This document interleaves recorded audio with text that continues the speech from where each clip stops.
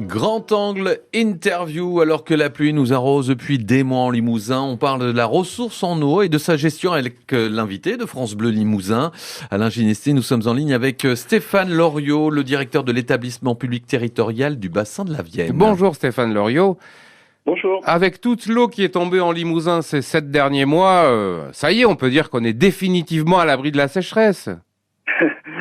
Ce serait aller un peu vite de penser effectivement que l'année sera bénéfique par rapport à ces problématiques de sécheresse.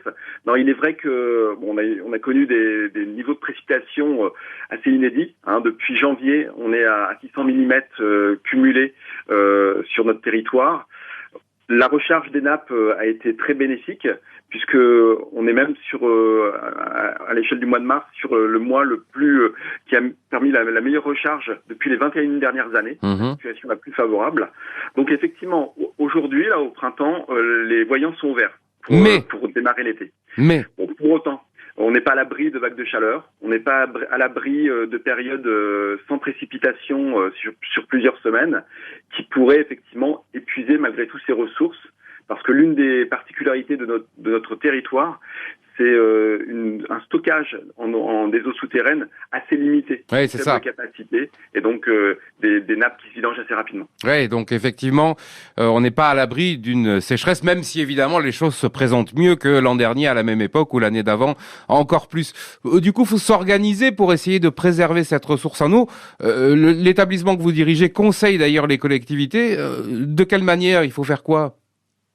Alors effectivement, donc nous conseillons les collectivités. Le mot d'ordre aujourd'hui, c'est urgemment s'adapter à cette situation. Les projections que nous détenons sur l'évolution du climat montrent à l'horizon 2050 des baisses des débits estivaux qui vont aller de moins 30 à moins 50% par rapport à ce que l'on connaît aujourd'hui. Alors que faire très concrètement, rapidement, s'il y a une mesure à prendre pour une mairie ? Alors, s'il y a une seule mesure à prendre, c'est un service que l'on propose actuellement.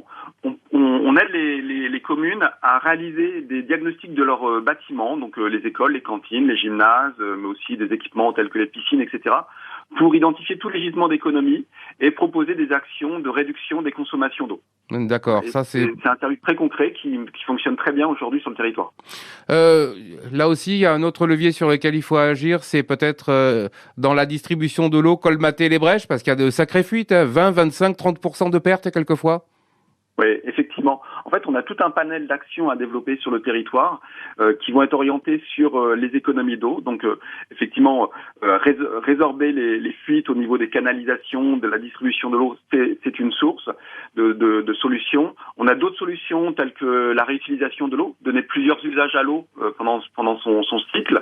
Il y a aussi toutes les actions qui vont viser à ralentir le cycle de l'eau. Et notamment, il s'agit de retenir l'eau sur les territoires en favorisant son infiltration de façon à ce qu'elle regagne les eaux souterraines où elles sont stockées et utilisables ultérieurement. Stéphane Loriot, directeur de l'EPTB de la Vienne, basé à Limoges. Merci et bonne journée.